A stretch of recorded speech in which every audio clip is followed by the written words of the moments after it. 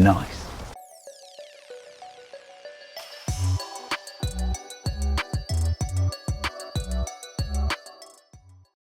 What it is, what I do, Gorilla Crew, it's your boy Rilla here, and today I'm bringing you guys my updated patch 1.1 Necromancer build, where we kind of transition a little bit out of Venomous and into Sever. I recently got a barber. I've only had one barber. I haven't really like try hard at farm barbers. I only have one, but I noticed with the Venomous build, oftentimes I was not getting Venomous, wasn't Venomisting, if that makes any sense. Because the barber, when it exploded, it was killing so many things so quickly that I was not getting my constant procs and the constant dots I need to keep to keep blood mist, getting quick cooldowns, only being down a second or two, and I was just finding idle times of me just kind of running in circles with it because of that. And also with the new patch in the monster density, it was just less stuff to dot because the barber explosions were so big and the damage was so high, it was just killing everything around it. So my stuff wasn't kind of doing what it needs to do. And also them upping some of the bosses in the Nightmare Dungeons HP. I just kind of wanted something for single target damage, and that's where Sever comes in. And of course we had like a couple extra points lying around, so we just kind of spec'd it into Sever. So the damage is great on this build, and let's get into the build, which is going to be super simple, super quick. So let's get right into it. All right, start off, we got to get 2 points in our basic skill. We go Reap. We do not go Acolyte's Reap because we don't really need the corpses. And what I mean by that is Sever, since we'll just be launching it constantly, damn near, like we don't really need this. So we're oftentimes going to lead the fights with a Sever to start. So we get those two, we go down 5 points in the Sever, 1 point in the enhanced Sever, and a final point into paranormal Sever.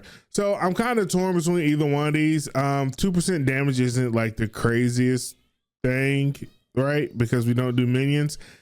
And this kind of makes us get out of Corpse Potential being our vulnerable stat, but it makes it this, but every third cast is kind of, you know what I'm saying? But this is just what we're running with. We also put 3 points in the Hued Flesh, so our damage can give us a corpse. As I was saying, our lucky hit is kind of pretty high, and so with that in mind, Sever has 25% chance. Also, our corpse explosion has like a 40% chance. Also, with our innate lucky hit being around 30%, we're oftentimes going to generate a corpse off of doing damage. We put one in the unliving energy, and they finally fixed the bug with imperfectly balanced, so now you can actually put 3 points into it. Good job on the devs. So we put 3 points into that. Yes, our core skills cost a little bit more, but we do an extra 15% damage, and also we're consuming corpses so quickly, and corpses give us energy thanks to having 3 points into Grim Harvest, so we get extra 6 essence per corpse we consume. We also have on the Raffle Heart, where we're constantly consuming corpses non-stop, so this is always happening, so we're always getting essence back. We have 1 point in the blood mist. As I said, this is kind of not fully infinite, so we only got 1 point, where normally we would have 5 and we'll be up to 9 because we have 4 from my item, but we only have 1. And then we got 1 in enhanced blood mist, and also 1 into ghastly blood mist to drop corpses per second while it's going. We got the full 5 in the corpse explosion. This is our secondary big damage. If we're out of essence for whatever reason, thank God they got rid of resource burn Nightmare Dungeons, but we're out of essence, we just go this. Or if we just want to kill stuff off the edge of the screen and we don't feel like aiming our mouse, we'll just kind of put it in that direction, spam the W key, and get corpse explosion doing huge damage, around 16,000 damage over 6 seconds. We also go on enhanced corpse explosion for a bigger radius, and then into blighted corpse explosions as well to drop that pool on the ground. And then we'll finish off on this board with 3 in the Fuel Death, because this is constantly up. We're constantly consuming corpses just because of our Vicious Heart, I think it is. Yeah, Vicious Heart. Just walk in there, corpse, we automatically consume it. We go down to the next. We got 2 in Death's Embrace. I will put 3, but we kind of pulled it out of here, which either one of these is pretty good. But this one does give us a little bit of damage resistance, which you kind of need, I'm noticing. And we'll go into the damage resistance and survivability build as we go into the Paragon board. We got 1 to Decrepify, 1 into Enhanced Decrepify, and 1 into a Poor Decrepify to try to get our cooldowns down. We still want Venomous. We still want our blood mist up as much as possible. And we also was doing Bone Storm, so having those going is always a good thing. We'll go down to our next skills. We get the shadow damage just buffet, I guess you would call it. We go 1 in the Reaper's Pursuit for a little bit more speed.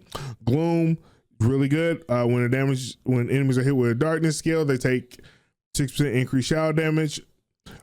Stack up to 3 times. I'm seeing my biggest damage numbers whenever I can get an amulet that either boosts Gloom or boosts Terror.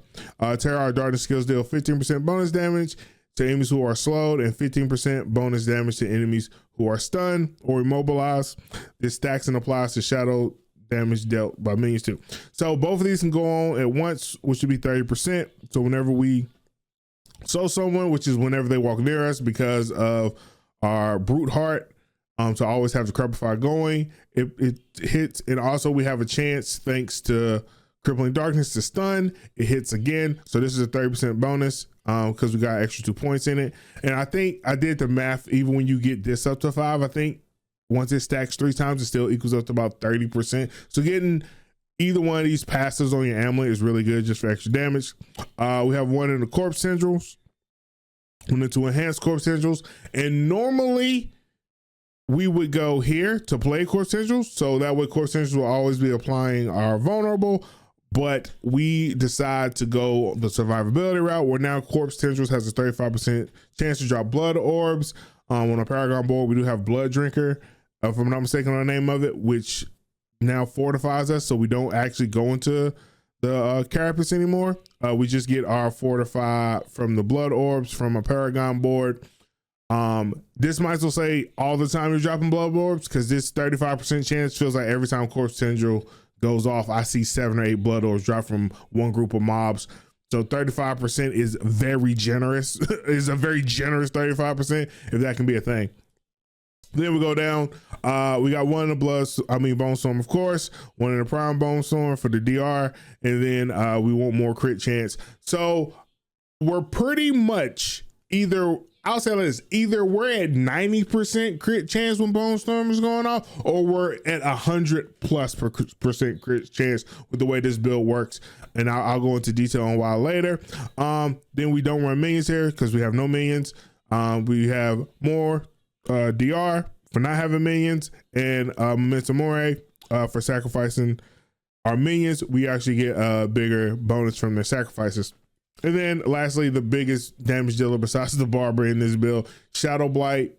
So damage kind of goes to Barber, Shadow Blight, Sever. That's kind of how it goes, is what's really doing our damage. Shadow damage infects enemies with Shadow Blight for 2 seconds. You and your enemies do 10% more damage to them.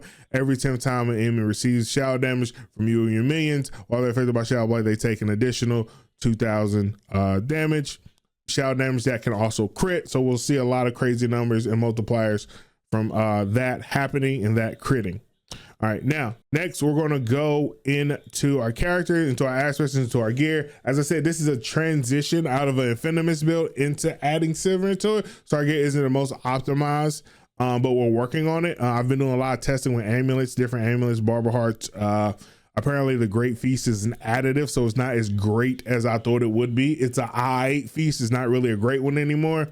And if you're doing Crippling Death, like, that's still really good, mostly for Infinimus. But this is a no unique build. So going into our aspects, like I said, once again, Infinimus, so think of those. We want the explosiveness aspect, get it where you can fit it. So our Blood Mist triggers our corpse explosion. When Blood Mist detonates the corpse, its cooldown is reduced by 0.5. So that's really good for us constantly having Blood Mist up. But like I said, once you add the Barber and that Barber explosion starts to happen, you'll in a sense be blowing up less corpses during a fight. So you'll have what I noticed was a little bit more downtime. Maybe it was my gear, that could also be a part. But I just noticed I had a little bit more downtime, hence what made me want to go into the Sever. Next, we'll go into a Disobedient on our chest. We're getting an extra. True, it's down, it's nerfed from what it was, but it is some DR, which we desperately, or it is armor, which we desperately need. Survivability is always a must. So I'm kind of iffy on the gloves right now. We have the Empowering Reaper on the gloves right now. And the reason I have that is because I didn't have Sever gloves to start. So we were using Blight. I really didn't like Blight, so I went into Sever. But I kept the Blight gloves because we had the Enhancing Reaper.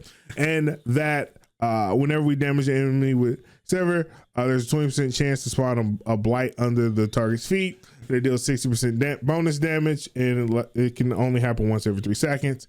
So if you notice when we were going over our skills, our Blight with 4 in it, it drops a pool that does 14,000 damage,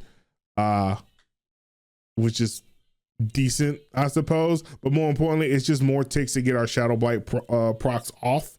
So I was thinking like, oh, well, that could be cool. I'm gonna spam at least 3 to 4 Severs into a crowd of enemies. If a Blight happens to pop, they're still alive. That's another separate dot that's ticking that is doing shadow damage that can also lead to me getting more of my Shadow Blight procs, because every 10 we get a big boom. And so that's why we're kind of running that on the gloves. It's not necessary. You can put whatever you want here, i.e. the hollow from below. But like I said, this is a no unique build. On our legs, we have the Shielding Storm. Each time Bone Storm damages an enemy, you gain a barrier equal to 5% of your base life. I actually thought about swapping out the blue gems and putting in red just to see how this works. When we were in Infinimus, we had yellow, but now we switched to blue gems just for the damage reduction while Fortify, because Fortify is really important thanks to our Paragon Board and the core percentage that we're going into. This really helps us out in the survivability category. Then we have the Ghostwalker Adventurer boots just for the unstoppable thing after we blood mist. Yeah, didn't really notice it. Once again, unique right there. Any boots you got will probably be fine. We got corpse syndrome, of course. So we're going with a 2-handed weapon on this one, and we have Blighted on our 2-handed weapon. You deal 212% increased damage for 6 seconds after Shadow Blight key passive damages an enemy 10 times. So when you see some of the ridiculous numbers, as you've probably seen in the gameplay that was playing in the back or in the intro, we hit for like 6.2 million randomly. And a lot of this is just like when everything hits at the right time, you get these just giant numbers, and a lot of it's just everything lining up at the exact same time to create the big booms. Super fan of it. I'm actually torn between weapons. I don't know if I should go with this one that has vulnerable damage on it, crit strike damage, intelligence on it, and shadow damage over time, or this one, because this one is an 805 weapon. It has nothing on it. Nothing. It doesn't have any crit damage, any vulnerable damage. It has nothing on it. It is literally just an 805 weapon, and I feel like it hits like a truck. The difference between these two weapons is around 249. So I don't know if the damage per second of this weapon is just so great that it takes over the fact that it doesn't have vulnerable damage or crit damage on it. I'm not sure. I'm kind of up in the air about it. I just bounce between them both. Also, I bounce between the blue or the green. The green is for vulnerable. Well, the only way we apply vulnerability is when we hit someone with Sever 3 times versus them being CC, because we CC people all the time. A lot of times what I'll do is I'll go through the dungeon with this on, with the blue gems, because everything is CC'd at all times when it gets near me. And then when I get to the boss, I'll switch to this because I know the boss cannot technically get CC'd until he gets staggered, and I'll just spam this because I know we'll hit him with enough Severs to make him vulnerable. I don't know if it's like a super huge time saver either way, but it's just a way I do when using this build. Our next aspect we go into, we have our Grasping Vines on our amulet. This gain 30% increase crit chance for 6 seconds when you cast corpse tendrils. This is up the entire time. This 30% might as well be a permanent stat. We might as well add that 30% to our 39% crit strike chance. So we're pretty much at 70% crit strike chance all the time when playing this build. Hence why I really feel like when Bone Storm is going, either we're at 90% crit chance or we're well at 100% crit chance where everything is critting. Everything we do is critting. That includes our Silver. That includes pretty much our Silver, because that's all we cast in our Shadow Blight explosions. All those are 100% crit when they go boom. Anyway, and then we also gain 60% critical strike damage by enemies damaged by corpse tendrils. I can see our crit strike damage is at 364 with Paragon Board. With that, I'm pretty I'm pretty sure our crit strike damage is 400+%, which is kind of crazy, but I love it. It's great. I'm still lacking in the vulnerable damage department. It's fine. The crit, all the extra crit damage makes up for that, for what we're lacking, in my opinion.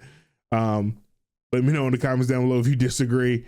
But yeah, next we'll move to our ring.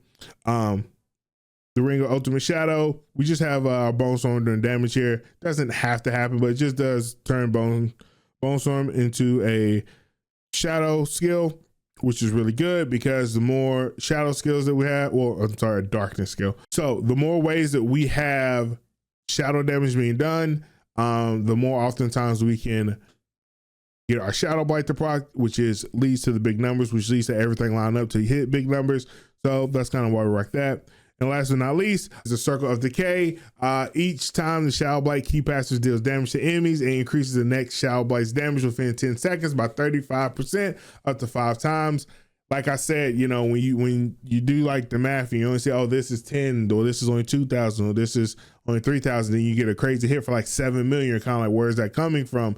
And it's from all these things lining up, max stacking here within this 5 to 10 seconds here. All those things line up into one massive boom. And since we're here, we'll go ahead and dive into our hearts as well. And our hearts are as followed. I was very torn, but it just has to be the brutal heart of choice for the build. It's just a Decrepify heart. When at least one enemy is near you, you automatically have an aura around you of Decrepify that lasts for 21 seconds. It just has to be this. I tried to put the other brutal heart on where you get DR around like 15 to 20% DR, and then you explode whenever you cast certain skills. It's good, but just the Decrepify, the fact that it slows enemies and also it makes them deal less damage to you just seems to be the way to go. So we just go down our brutal heart slot and our vicious heart slot. Obviously, we have the walking near corpse automatically activates your corpse skill. I mean, that just our corpse skills are just constantly going off, which just helps the build. Is one less button that we have to press. And then our Raffle Heart is like pretty much the strongest heart in the game. The Barber, critical strikes and all subsequent damage within 2 seconds, 2 to 4 seconds, is absorbed by your target. Then the absorbed damage erupts onto surrounding enemies. Stored damage is increased by 14% per second. Also, I believe I've heard this is shadow damage, and since we're playing shadow damage, I'm pretty sure this does even more damage. Maybe I heard wrong, or maybe they were just trying to gas me up, but I'm pretty sure Barber on Necromancer is a match made in heaven. So now we went over the aspect, we went over the malignant hearts. Let's go into what really makes this tick, our Paragon board. I have 5 boards, almost done with the 5th one. I've done a lot of rearranging, moving around, but I really feel really good about this. So in the first board, we start off with the control glyph, which is right now doing 60% extra damage to enemies crowd control, and we do an extra 10% damage to enemies who are slowed or chilled, and increased damage and 20% increased damage to enemies who are stunned or frozen. We do get a lot of stuns off either be shadow skills or corpse tendrils. And like I said, if you have if you have the chill boots on, the Grievous Reeves, can't remember the name. Had the name, lost the name. If you have that on, that's also another way of getting a dip into this 10% damage that just you're putting out. And the board's pretty easy to navigate here. We go into the prime node for extra 20% damage. We're going to preservation for a little bit more armor and a little bit more damage. And then we're going to knowledge for just more damage and intelligence in general. All right, then we'll go into our next board, that board being the Wither board. There's a lot of different things you can do with the Wither board. Wither is insanely good. Your shadow damage overtime effects have a 5% chance to deal 50% bonus damage each time they deal damage. So as long as our blighted pools are ticking, this is in effect. This chance is increased by 1%, and the bonus damage is increased by 4% for each 40 willpower you have. Is Wither the one they changed? Maybe. I have to look at the patch notes to see which exactly one that they changed. It made it a little bit cheaper so you can do a little bit more damage. Anyway, so we're going to the wither board next. The glyph that we want to put here is the blood drinker glyph. We're doing this for a lot. I had amplify here because amplify was just really good at the time, but I was noticing I was just running into like survivability issues due to the fact I wasn't getting as much fortify from Carapace as I thought I should. So I wanted to look at a way to solve it. I looked around some different builds and saw that blood drinker is a very good alternative. So whenever our corpse tendrils, hence why we're playing corpse tendrils with the blood orbs, whenever our corpse tendril hits something, drops a blood orb, that 7% we get as fortify. So each blood we hit gives us 340 mini shield of fortify, and we can pretty much fill it up.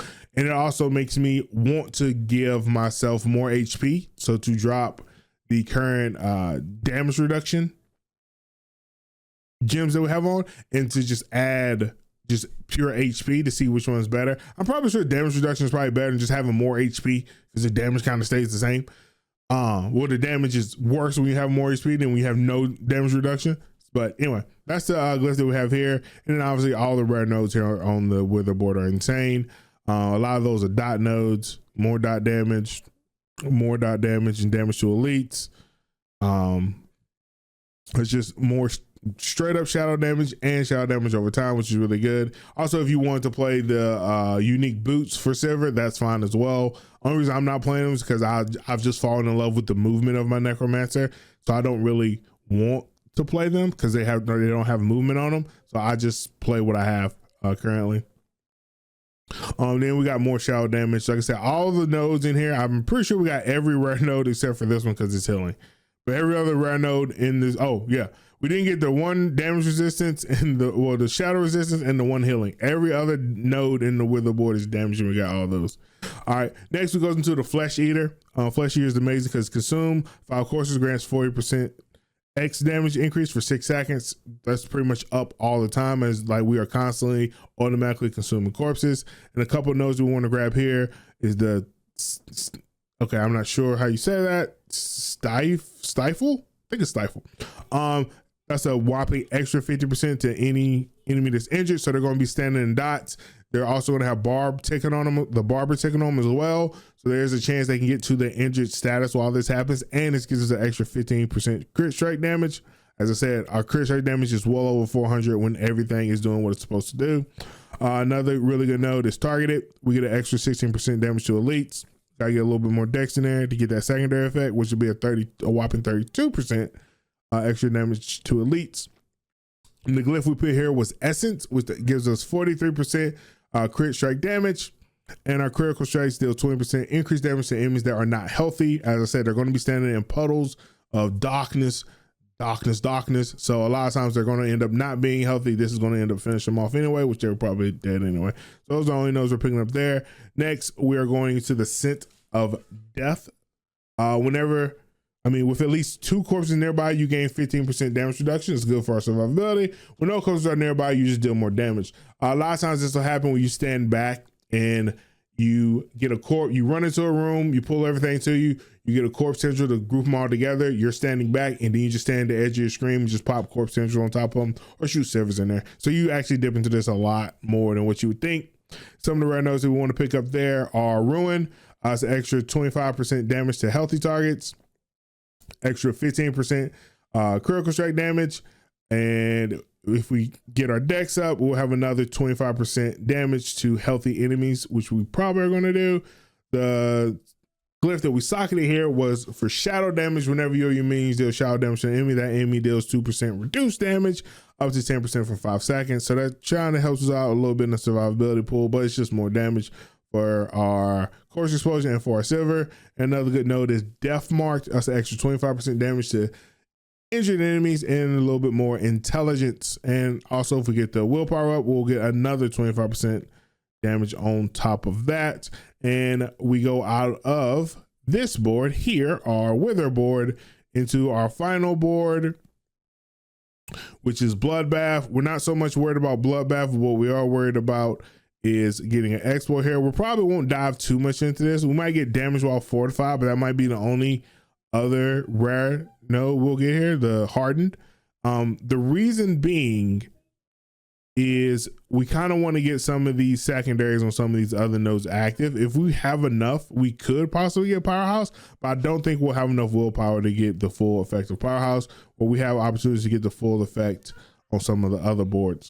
And last but not least, but what you should all probably know by now, we'll dive into our Book of the Dead. All right, so we're sacrificing skirmishes to get an extra 5% crit chance, which is increased by 60, but that's not really going to be that crazy. I'm actually thinking about dropping this and just putting even more shadow damage, but I mean, our damage is kind of really good. I don't know, maybe we can see how it goes.